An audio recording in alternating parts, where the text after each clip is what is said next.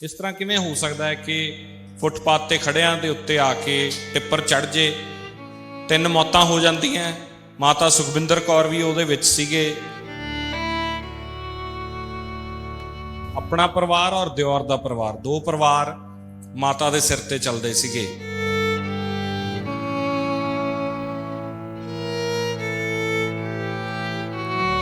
ਗੱਲ ਕਦੋਂ ਹੋਈ ਥੀ? ਸਾਡੀ ਪਰਸੋਂ ਸ਼ਾਮ ਨੂੰ ਗੱਲ ਹੋਈ ਸੀ ਉਹਨਾਂ ਦੇ ਨਾਲ।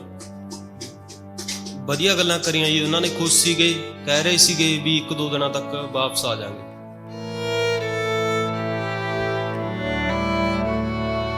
ਜਾਂਦੇ ਰਹਿੰਦੇ ਸੀ ਅੱਗੇ ਵੀ ਅੰਦੋਲਨ ਚ? ਨਹੀਂ, ਉਸ ਤੋਂ ਪਹਿਲਾਂ ਮੈਂ ਜਾਂਦਾ ਸੀਗਾ ਜੀ, ਪਹਿਲੀ ਵਾਰ ਗਏ ਸੀ ਮੇਰੀ ਮਾਤਾ ਜੀ।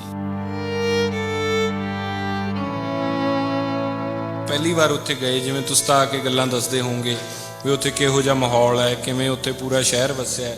ਤੁਹਾਡੇ ਨਾਲ ਕੀਤੀ ਗੱਲਬਾਤ ਜਦੋਂ ਪਹਿਲੀ ਵਾਰ ਗਏ? ਹਾਂਜੀ ਹਾਂਜੀ, ਕਹਿ ਰਹੇ ਸੀਗੇ ਵੀ ਵਧੀਆ ਮਾਹੌਲ ਹੈਗਾ ਇੱਥੇ, ਵਧੀਆ, ਬਹੁਤ ਜ਼ਿਆਦਾ ਇਕੱਠ ਹੈਗਾ ਕਿਸਾਨਾਂ ਦਾ ਇੱਥੇ, ਵੀ ਬਹੁਤ ਹੁਲਾਰਾ ਮਿਲ ਰਿਹਾ ਹੈ। ਜਿਹੜੇ 3 ਕਾਲੇ ਕਾਨੂੰਨ ਨੇ ਉਹ ਰੱਦ ਜ਼ਰੂਰ ਹੋਣਗੇ। 700 ਤੋਂ ਵੱਧ ਸਾਡੀਆਂ ਸ਼ਹੀਦੀਆਂ ਹੋ ਗਈਆਂ, ਸਰਕਾਰ ਤੇ ਕੋਈ ਅਸਰ ਨਹੀਂ ਹੋ ਰਿਹਾ? ਨਹੀਂ, ਬਿਲਕੁਲ ਵੀ ਕੋਈ ਅਸਰ ਨਹੀਂ ਹੋ ਰਿਹਾ ਜੀ। ਤੁਹਾਨੂੰ ਕੀ ਲੱਗਦਾ, ਜਾਣ ਕੇ ਕੀਤਾ? ਬਿਲਕੁਲ ਜਾਣ ਬੁੱਝ ਕੇ ਕੀਤਾ ਹੋਇਆ ਜੀ। ਜਿਵੇਂ ਲਖੀਮਪੁਰ ਖੀਰੀ ਦੇ ਵਿੱਚ ਕੀਤਾ ਸੀਗਾ ਇਹਨਾਂ ਨੇ, 10 ਮੀਟਰ ਪਿੱਛੇ ਤੋਂ ਡੈਂਪਰ ਚੱਲਿਆ ਸੀਗਾ ਜੀ, ਤੇ ਆਪਣੀਆਂ ਮੇਰੀ ਮੰਮੀ ਜੀ ਹੋਰਾਂ ਦੇ ਲਾਗੇ ਆ ਕੇ ਤੇਜ਼ ਕਰਕੇ ਉੱਪਰ ਚੜਾਇਆ ਜੀ। ਸਰਕਾਰ ਨੂੰ ਚਾਹੀਦਾ ਹੈ ਹੁਣ ਵੀ ਇਹ ਕਾਨੂੰਨ, ਕਾਲੇ ਕਾਨੂੰਨ ਰੱਦ ਕਰ ਦੇਣੇ ਚਾਹੀਦੇ ਨੇ, ਪਰ ਸਰਕਾਰ ਮੰਨ ਨਹੀਂ ਰਹੀ।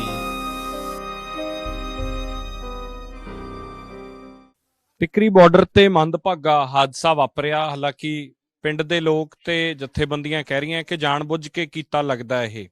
ਇਸ ਤਰ੍ਹਾਂ ਕਿਵੇਂ ਹੋ ਸਕਦਾ ਹੈ ਕਿ ਫੁੱਟਪਾਥ ਤੇ ਖੜਿਆਂ ਦੇ ਉੱਤੇ ਆ ਕੇ ਟਿੱਪਰ ਚੜ ਜੇ, 3 ਮੌਤਾਂ ਹੋ ਜਾਂਦੀਆਂ। ਮਾਤਾ ਸੁਖਵਿੰਦਰ ਕੌਰ ਵੀ ਉਹਦੇ ਵਿੱਚ ਸੀਗੇ। 57 ਸਾਲ ਉਮਰ, 2 ਪਰਿਵਾਰਾਂ ਦਾ ਭਾਰ ਆਪਦੇ ਮੋਢਿਆਂ ਤੇ ਚੱਲਦੇ ਸੀ।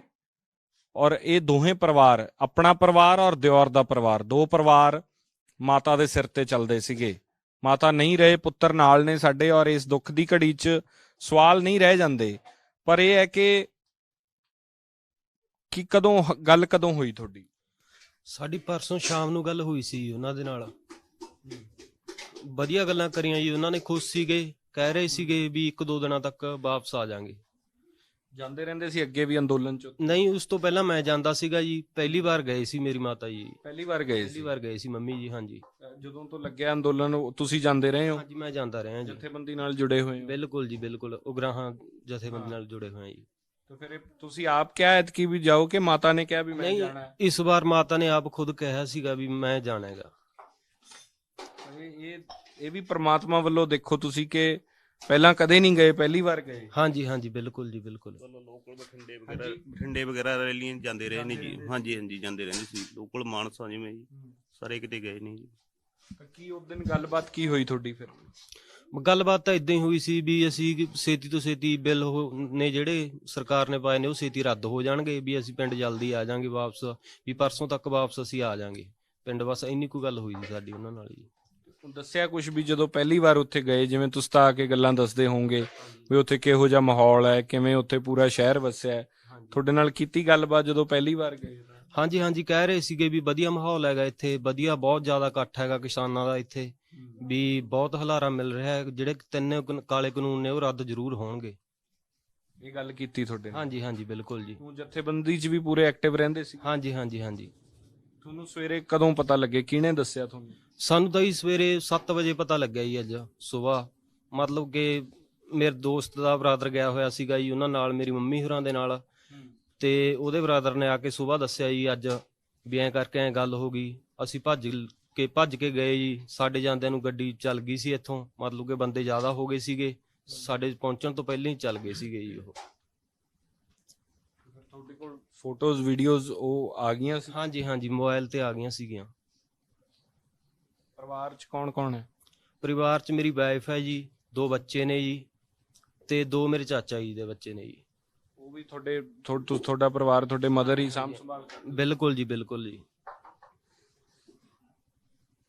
ਤੁਹਾਨੂੰ ਲੱਗਦਾ ਵੀ ਇੰਨਾ ਅਸੀਂ 700 ਤੋਂ ਵੱਧ ਸਾਡੀਆਂ ਸ਼ਹੀਦੀਆਂ ਹੋ ਗਈਆਂ, ਸਰਕਾਰ ਤੇ ਕੋਈ ਅਸਰ ਨਹੀਂ ਹੋ ਰਿਹਾ। ਨਹੀਂ, ਬਿਲਕੁਲ ਵੀ ਕੋਈ ਅਸਰ ਨਹੀਂ ਹੋ ਰਿਹਾ ਜੀ, ਬਿਲਕੁਲ ਨਹੀਂ ਅਸਰ ਹੋ ਰਿਹਾ ਜੀ। ਸਰਕਾਰ ਨੂੰ ਚਾਹੀਦਾ ਹੈ ਹੁਣ ਵੀ ਇਹ ਕਾਨੂੰਨ, ਕਾਲੇ ਕਾਨੂੰਨ ਰੱਦ ਕਰ ਦੇਣੇ ਚਾਹੀਦੇ ਨੇ, ਪਰ ਸਰਕਾਰ ਮੰਨ ਨਹੀਂ ਰਹੀ ਜੀ। ਮਾਤਾ ਅੱਗੇ ਵੀ ਕਦੇ ਕਿਸਾਨੀ ਦੀ ਘਰੇ ਵੀ ਗੱਲ ਕਰਦੇ ਰਹਿੰਦੇ ਸੀਗੇ? ਹਾਂਜੀ ਹਾਂਜੀ, ਆਪਾਂ ਕਿਸਾਨੀ ਨਾਲ ਹੀ ਜੁੜੇ ਹੋਏ ਆ ਜੀ ਪਹਿਲੇ ਦਿਨ ਤੋਂ ਹੀ ਜੀ, ਤੇ ਧਰਨਿਆਂ ਵਗੈਰਾ ਤੇ ਜਾਂਦੇ ਰਹਿੰਦੇ ਸੀਗੇ ਜੀ। ਉਹ ਕਿੰਨੀ ਕੁ ਪੈਲੀ, ਕਿੰਨੀ ਕੁ ਹੈ ਤੁਹਾਡੀ? ਆਪਣੇ ਕੋਲੇ 2 ਏਕੜ ਪੈਲੀ ਹੈ ਜੀ। 2 ਏਕੜ ਪੈਲੀ। ਹਾਂਜੀ। ਹੁਣ ਕੋਈ ਆਇਆ ਤੁਹਾਡੇ ਕੋਲੇ, ਕੋਈ ਸਰਕਾਰ ਤੋਂ ਜਾਂ ਕੋਈ ਡੀਸੀ, ਐਸਡੀਐਮ? ਨਹੀਂ ਸਰ, ਕੋਈ ਨਹੀਂ ਆਇਆ ਜੀ ਫਿਲਹਾਲ ਤਾਂ, ਕੋਈ ਨਹੀਂ ਜੀ, ਨਹੀਂ ਜੀ। ਕੋਈ ਲੀਡਰ ਆਇਆ ਹੋਵੇ ਇੱਥੇ, ਕੋਈ ਮਿਨਿਸਟਰ ਆਇਆ ਹੋਵੇ? ਨਹੀਂ ਜੀ, ਕੋਈ ਨਹੀਂ ਆਇਆ ਜੀ। ਕੋਈ ਨਹੀਂ ਆਇਆ? ਨਹੀਂ ਜੀ। ਜਥੇਬੰਦੀ ਨਾਲ ਗੱਲਬਾਤ ਹੋ ਰਹੀ ਹੈ ਤੁਹਾਡੀ? ਹਾਂਜੀ ਹਾਂਜੀ, ਜਥੇਬੰਦੀਆਂ ਨਾਲ ਗੱਲਬਾਤ ਹੋ ਰਹੀ ਹੈ ਜੀ। ਕੀ ਹੁਣ ਫੈਸਲਾ ਕੀ ਕੀਤਾ ਹੈ ਉੱਥੇ? ਉਹਨਾਂ ਨੇ ਫੈਸਲਾ ਜੀ ਹਜੇ ਫਿਲਹਾਲ ਪੋਸਟਮਾਰਟਮ ਨਹੀਂ ਹੋਇਆ ਜੀ, ਜਿੰਨਾ ਚਿਰ ਕੋਈ ਮਤਲਬ ਕਿ ਨਤੀਜਾ ਸਾਹਮਣੇ ਨਹੀਂ ਆਉਂਦਾ, ਵੀ ਮਤਲਬ ਕਿ ਕੇਸ ਵਗੈਰਾ ਦਰਜ ਨਹੀਂ ਹੁੰਦਾ ਡੈਂਪਰ ਵਾਲੇ ਤੇ, ਇਹ ਗੱਲਬਾਤ ਹੈ ਜੀ। ਤੁਹਾਨੂੰ ਕੀ ਲੱਗਦਾ, ਜਾਣ ਕੇ ਕੀਤਾ ਹੋਇਆ? ਬਿਲਕੁਲ ਜਾਣ ਬੁੱਝ ਕੇ ਕੀਤਾ ਹੋਇਆ ਜੀ, ਜਿਵੇਂ ਲਖੀਮਪੁਰ ਖੀਰੀ ਦੇ ਵਿੱਚ ਕੀਤਾ ਸੀਗਾ ਇਹਨਾਂ ਨੇ। 10 ਮੀਟਰ ਪਿੱਛੇ ਤੋਂ ਡੈਂਪਰ ਚੱਲਿਆ ਸੀਗਾ ਜੀ, ਤੇ ਆਪਣੀਆਂ ਮੇਰੀ ਮੰਮੀ ਜੀ ਹੋਰਾਂ ਦੇ ਲਾਗੇ ਆ ਕੇ ਤੇਜ਼ ਕਰਕੇ ਉੱਪਰ ਚੜਾਇਆ ਜੀ। ਬਿਲਕੁਲ ਇਹ ਭਾਜਪਾ ਦੀ ਚਾਲ ਹੈ ਜੀ, ਇਹ ਸਿੱਧੇ ਮੱਥੇ ਜੀ, ਹੋਰ ਕੋਈ ਕਾਰਨ ਇਹਦੇ ਵਿੱਚ। ਤੇ ਖੜੇ ਸੀਗੇ ਤੇ ਜਿਵੇਂ ਦੱਸੀ ਜਾਂਦੇ ਸਾਰੇ ਵੀ ਆਉਣਾ ਸੀਗਾ ਵਾਪਸ, ਤੇ ਜਦੋਂ ਨੇੜੇ ਆਇਆ ਉਦੋਂ ਤੱਕ ਪਤਾ ਨਹੀਂ ਲੱਗਿਆ ਵੀ ਇਹ ਸ਼ਾਇਦ ਉੱਤੇ ਚੜਾ ਦੂਗਾ? ਹਾਂਜੀ, ਬਿਲਕੁਲ ਨਹੀਂ ਪਤਾ ਲੱਗਿਆ ਜੀ। ਉਹ ਤਾਂ ਜਦੋਂ ਜਮਾ ਲੱਗ ਆ ਗਿਆ ਉਹਦੀ ਇੱਕੇ ਲਖਤੀ ਉਹਨੇ ਉੱਪਰ ਚੜਾਤਾ ਜੀ, ਇਹਨਾਂ ਦੇ ਫੁੱਟਪਾਥ ਉੱਪਰ ਬੈਠੀਆਂ ਦੇ ਜੀ। ਤੇ ਤੁਹਾਨੂੰ ਇਹ ਲਖੀਮਪੁਰ ਵਰਗੀ ਲੱਗ ਰਹੀ ਹੈ ਜੀ?